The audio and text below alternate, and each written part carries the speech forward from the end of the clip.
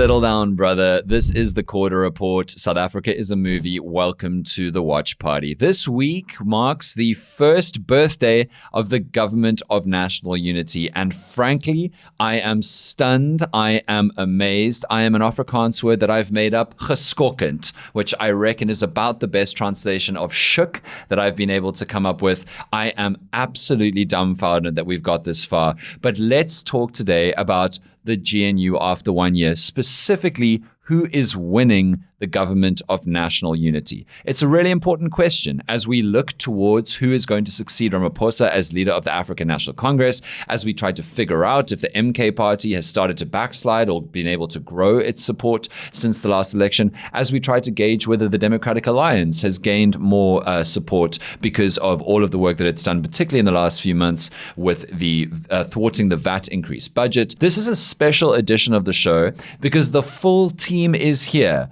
No, not Cyril the Squirrel, but both Editor Eric and Editor James. Plot twist, when I said settle down, brother, this morning, my brother is actually here. James, welcome to the show for the first time. Hello, thank you very much. I'm glad that I'm actually physically part of it. Well, we're delighted to have you here. For everyone who listens to the podcast, I have no idea how you're going to tell whether James or I are speaking for the next little while. Eric, how's it going? I'm all right, man. I'm here as well. Okay, let's talk about the Government of National Unity a full year in. Editor Eric, I want to start with you. Are you surprised that a year in, it's still a thing? It's still together, given all that's happened? Yeah, we've been through a lot, you know. We've seen moments of almost collapse many a time, and it never has collapsed, which is, I guess, a little bit shocking, to be fair. I still reckon that analysis we've been given for the longest time about how Ramaphosa and to be fair, everyone in the GNU realized almost instantly that it was better to be in the GNU than out of it. It was better to be in government than out of it. It was better to have ministers if you were in the former opposition parties who are able to make a difference, get a lot of media attention, and make a really good positive impression. We think of like early GNU days, like Leon Schreiber with Home Affairs. We think about Dean McPherson slightly more controversially with Public Works. We talk about the McDonald's minister, Siviwe Gube. Gayton McKenzie, also a sports arts and culture minister, that being in the GNU has reaped good benefit for the non-ANC political parties, and so has provided the ANC kind of like a firewall safeguard against the GNU's collapse, right? Because the ANC, as we've also covered on the show, has been able to get away with a lot of stuff that particularly the DA doesn't like the Bail Act, NHI, the Expropriation Act, because they've been able to essentially call the other political parties' bluff and say, we know you hate this, but we also know that you would rather be in the GNU than outside of the GNU. So it's an interesting thing to try and figure out who is winning the GNU at this point, because it's very clear that the ANC has reaped benefit of being inside of the GNU. They are in power despite only getting 40% of the vote. More South Africans who voted didn't want the ANC than did. And they've been able to achieve large parts of their agenda in spite of opposition from within the GNU. But on the other hand, it's very clear that a lot of the political parties have benefited very significantly from being inside the Government of National Unity. James, who do you think is winning the GNU at this point? I think the GNU is very funny because it seems like everyone hates it. Everyone bashes it. Everyone for sure. across the political spectrum, whether in or out of the GNU, seems to not like it. But the way I like thinking about the GNU, it's like a Mexican standoff.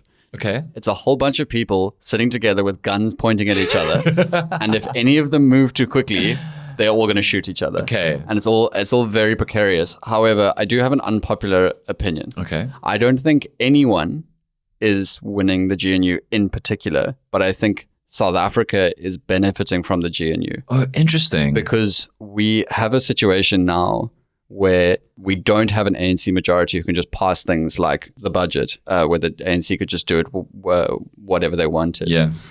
But we do have a situation now where there's so much watching and there's so much accountability, and all these people are calling on each other. Even if you think about a smaller story like John Steenhuisen's Blue Light Brigade, yes, they are forced to watch each other. And I think we as South Africans benefit from that greatly.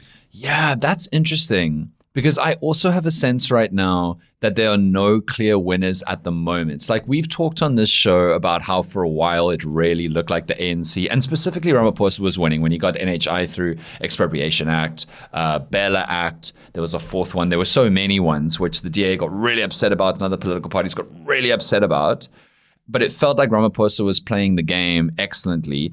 And then the VAT budget kind of happened. And the VAT budget for me was a huge, we all know the reputational boost that the DA got from thwarting that initial budget 1.0 that would have been, it still blows my mind. Do you know, I stopped for a second now because I thought that I'd misremembered. Because thinking about it now, we were 15 minutes away from a 2% VAT increase. And thinking about that now, I thought, no, Dan, that can't be. It can't be a 2% VAT increase, but we were that close, and it really was the DA who stopped it. And so I think the DA benefited massively from that, but the DA also obviously has suffered some serious reputational damage amongst its voters for not being able to stop the ANC on NHI and Bela and all of this. I suspect, though, that a lot of people like having the DA in the GNU, particularly DA voters, because they have bought the DA's argument that the DA can do the most effective work at stopping the worst excesses of the ANC from inside the government of national unity.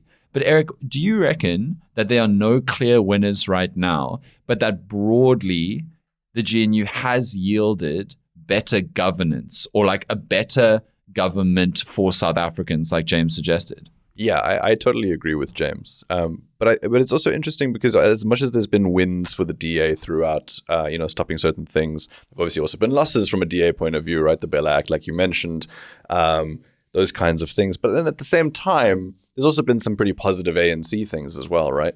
In terms of, obviously from their perspective, getting the Bela Act through as well. Yeah. But then also, I mean, even if you just look at load shedding, it came back for a little bit, but then it was also beaten back, right? So Ramaphosa seemingly is doing a pretty good job there, and I think that's totally the general consensus there. And I think Lamola as well. I mean, I think that most people are remembering all the stuff he did on the ICJ case. Yes. So I don't actually know how much he's really been in the spotlight since then. Yeah, because technically he wasn't in charge then as well. Yes, but I would have expected Lamola to get far more love and have a far bigger role to play in all of the Trump White House meeting executive order stuff. Absolutely. And yet he hasn't. Like, it's not been about him at all, even though he's been DIRCO minister. Yeah, I don't know. Okay, but let's try broaden it a little bit, because we have spoken at length about the two biggest partners, but there are others. So I think the Patriotic Alliance, through Gates and Mackenzie's Gates and Mackenzieing all over, has benefited enormously from the GNU. Love or hate Gayton McKenzie, he has become a household name to lots of South Africans, and to a lot of South Africans who aren't deeply engaged in politics. He's the guy who's always around the Springboks, and he's the guy who's talking about spinning, and he is the guy who has championed South African pride and patriotism through sport, which sounds easy and obvious, but no sports minister has done as well as this in the past. I mean, Fikile Mbalula decided to go to boxing matches in LA, and he once, I think, dragged Bafana pretty explicitly for not being good enough. But Gates has just gone, we're going to fix this and do that. And I will say that Gates and Mackenzie's performance has been a masterclass in noise with very little action from the Patriotic Alliance. Because what have they done in the GNU? What have they done in Parliament? If you're thinking, I can't think of anything, that's because there's nothing to think of. They have done nothing. But their standing has been boosted dramatically because their leader has taken his ministerial position to really center himself, make a lot of noise, and drum up a lot of attention. So I think the PA has really benefited from being inside the GNU. On the other hand, we expected a lot from the Inkatha Freedom Party. We expected a lot from Velenkosini and Tlhabisa being COGTA minister. It's a very, very powerful ministry. You are able, or department. It's weird in South Africa, we have departments but ministers. I don't get it. Anyway, that we expected, because the COGTA minister, their power is, and what they're supposed to do, amongst other things with traditional leadership, is they're supposed to make sure that municipalities are performing properly and helping their people, to make interventions when municipalities are failing, and to dissolve municipal bodies and call for new elections when it's in like a total state of disrepair. It's an incredibly important position. And you can imagine that the IFP, when they got that ministry, were thinking, Tlhabisa could get some headlines for that. Tlhabisa could come into the most disaster-struck municipalities being run the worst in the country and dissolve them and get a lot of press and good attention for fixing that stuff. But I'm not really sure that he's done that much. Like when you think about the really small political parties that are both in and outside of the GNU at different moments, when you think about Zibi's coverage, when you think about Maimane's coverage, tiny political parties compared to the IFP. And yet, I'm not sure that the IFP has made the GNU stick in any kind of significant way. And then I don't know who else is in the GNU. Those are the ones that have really mattered. But of course, the Government of National Unity is both a government, but it's also an entire political system right now. And so we should also talk about who is winning the GNU, if anyone, who is not in the Government of National Unity. And let's start with the MK Party. The MK Party is apparently South Africa's official opposition. They have done an extraordinary job of not doing any opposition. They have been ineffective in parliament. They haven't even rocked up. Eric, do you remember when the vote that then got kicked out by the court on VAT 2.0 got through, and we figured out that they needed 201 votes if all the MPs rocked up to work. But in the end, they got through with like 193 or 194 votes because tons of MPs weren't at work. And most of the MPs who weren't at work were from the MK Party who was opposing the VAT budget. You're right.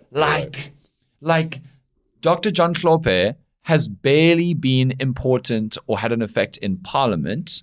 Is he still a doctor? Yes. He's no longer a judge. But yes, Dr. John Hlophe, they haven't taken away his PhD.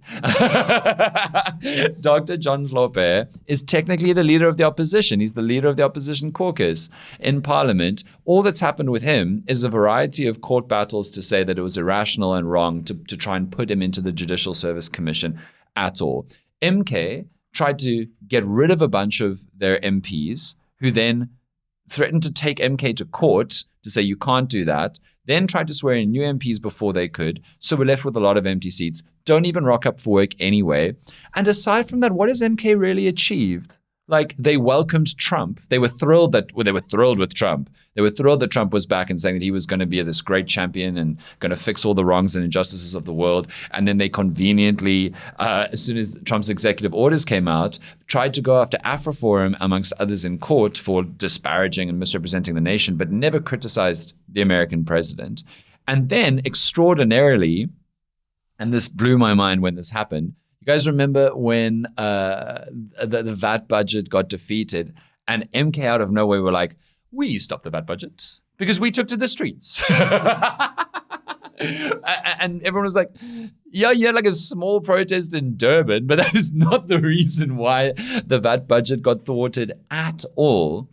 And so I'm not sure whether the MK Party has been able to make any kinds of gains since the Government of National Unity was formed. They've been riven by infighting. Duduzile Zuma has tweeted more F-bombs than the MK Party has won by-elections since the national election in 2024. I don't know. Is there any redemption for the MK Party? Their by-elections have been consistent, do you think?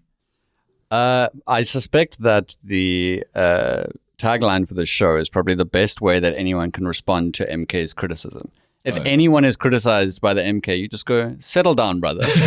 Because you need to deal with your house first before you come criticize us. And I feel like it's almost like they are suffering from exposure, where, you know, they came in so quickly in December of 2023. You know, that's what, a six-month turnaround to get to the election. And everyone's like, oh, it's Jacob Zuma's party. Yeah. Oh, now it's Jimmy Manyu's party. Now it's Floyd Shivambu's party. Yes. Now it's Dudu's party. And now as well that people associate with. And now they see that and they go, oh, yeah. I don't know if I like that anymore. And I think they've actually hurt themselves. Yeah. Through that exposure, seeing how dysfunctional they are, cancelling all those MPs and all that kind of stuff. Well, they've certainly hurt Jimmy Money because he's out. It's a very, very, very, very quick turnaround. But I'm not sure if MK has done much winning since coming third, which, to be clear, was a monumental and historic victory in last year's election. And finally, obviously, let's talk about the EFF. So the GNU was not fun for the EFF. one of their top three decided he'd rather be a radio presenter than be in the EFF. No shame. You know what? Technically, that's fair. Technically, that is fair. Another of their top three decided he would rather go, and I think it was an upwards move. Eric, I don't know what you think about this. It felt like for the EFF, Floyd Shivambu knew he was always going to live under Julius Malema's thumb and going to go be Secretary General of MK. This was before he was no longer Secretary General of MK. In a context where they were building a party and Zuma was old, still is old, that would be an upward trajectory for him? Yeah, I think absolutely it would have been an upward trajectory. I mean, just status within a party rather than always being in Julius's shadow, I think would have been huge for him. Yeah. And it maybe was for a little while. Until he made a terrible choice on Easter weekend. So where is the EFF now? It's funny. It almost feels like, okay, I know Malema has had a big year, and this is also going to sound bizarre. He's had a big year with Kill the Boer. He's had a big one. And he has used Trump and Musk and the American right to make himself relevant again by centering himself consistently around Kill the Boer. But I don't know if that's evolved him in South Africa. I don't know if that's got more people to think about voting for him or to be attracted to the EFF. And the narrative around the EFF is still pretty, we don't know what's happening. We're not sure if they're getting any stronger or if they're recovering or if there are setbacks. But what I will say is that the EFF with the DA had a tremendous reputational victory around thwarting the VAT budget. Not only joining the case and having their representative in the case, the iconic, oh my word, our favorite lawyer, Tembeka Nxukaitobi, speak in that court case that ultimately thwarted the VAT increase, no matter what the GNU partners wish that you believed. But not only that court case, some newer EFF leaders, I think, really made names for themselves. So I'm thinking specifically about Sinawo Tambo, who did incredible work, and I'm just saying incredible from like public messaging work. Like he did an incredible job of explaining and framing what was happening in Parliament such that many, many more people understood it, and that impressed a lot of people and got a lot of media coverage and attention. So maybe what the EFF has been able to do in the last 6 months is start to show us who their new generation of leaders could be. And to be clear, Sinawo Tambo amongst some of the other EFF leaders, Naledi Chirwa is back in favor, big circle back there. But like maybe we're starting to see a new generation of EFF leaders. EFF still a very young party despite being older than 10 years. Still quite young leadership, but we're starting to see the next generation almost start to come up, which is important for a political party getting together for sure. But amongst the EFF top brass, it still seems to me to be very clearly Julius's kingdom, and we don't really yet know. Is that what you were going to say, Eric? Eric's hand was just hovering towards the microphone, and I was like, I don't know. I don't know if he's going to jump in here. It's very, very much still Julius's world. We just don't know if it's a 9% world or if it is something else. So yeah, I really like what you said, James, about how the GNU right now seems like almost a stalemate. We're almost waiting for somebody to seize the day again. Maybe it's even starting to settle, although maybe it's the fact that the whole country was just repurposed and rerouted to battling against Trump's ignorance / misguidedness / bigotries. But maybe it's starting to feel like all the political parties are learning how to use the government of national unity, and it might actually be working out for South Africans.